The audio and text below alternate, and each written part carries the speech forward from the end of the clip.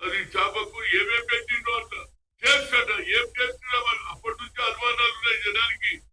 కానీ ఎవరు చేసిండ్రు ఇంతకు ముందు ఎవరైతే ఈ నెయ్యి సప్లై చేయడం కాదని వేరే వాళ్ళకి ఎందుకు ఇచ్చిండ్రు అది పాయింట్.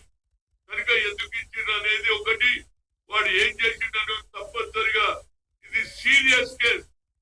మిగతా కేసులు ఏమన్నా 30 ఏళ్ళు 20 ఏళ్ళు నడిచిండొచ్చు కానీ వితిన్ 6 months లోపల 3 months లోపలనే సిబిఐ ఎంక్వైరీ జరగాలి. కల్ప్రిట్స్ కు తప్పనిసరిగా వారికి శిక్ష ఇవ్వాలని కోరుతున్నా. ఈ దేవుడిని కూడా మీరు 20 ఏళ్ళు 30 ఏళ్ళు పెట్టొద్దురా బాబు. దేవునికి అపచారం జరిగింది. అందరం భక్తులే, అందులో నరేంద్ర మోడీ ఎక్కువ భక్తుడు. ఆయన అయోధ్యలోనే రాముడు అన్నాడు కాబట్టి ఇవాళ వెంకటేశ్వర స్వామిని పూజించే వాళ్ళు యావత్ ప్రపంచంలో ఉన్నారు. ప్రతి ఒక్కరు వస్తారు, తిరుపతిలో దర్శనం చేసుకొని పోతారు, ఆ లడ్డూ తింటారు. ఆ లడ్డూలనే అన్యాయం జరిగింది. దీని మీద ఇమీడియట్ గా సిబిఐ ఎంక్వైరీ ఇవాళే వేయాలని కోరుతున్నా. ఎందుకంటే రేపటి నుంచి వాళ్ళకి కొత్త నాటకం అవుతుంది. అరే వీళ్ళు కావాలని పెడుతున్నారని మాకు ఇవ్వద్దురా.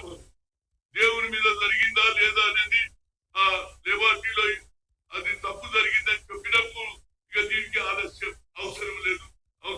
ఇమీడియట్ గా సిబిఐ ఎంక్వైరీ చేయాలని కోరుతున్నాం.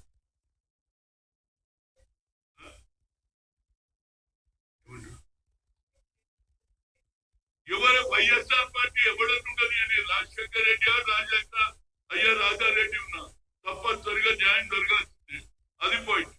దేవుని దగ్గర కాంప్రమైజ్ లేదా మనకు?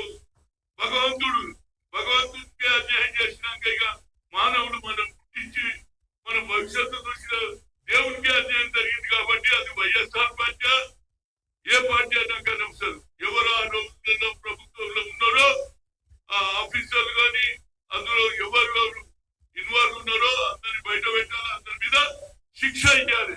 సిబిఐ ఎంక్వైరీ చేస్తే వాస్తవాలు. ఎందుకంటే అక్కడ ఇలా టీడీపీ అది మన పవన్ కళ్యాణ్ బీజేపీ కలిసి ఉంది కాబట్టి దీని మీద కొత్త అనుమానాలు రాకుండా సిబిఐ డైరెక్ట్ ఇవాళనే ఆర్డర్ ఇష్యూ చేయాలని కోరుతున్నాం. నిజంగానే దేవుడి మీద భక్తి నరేంద్ర మోడీ కానీ అమిత్ షాకు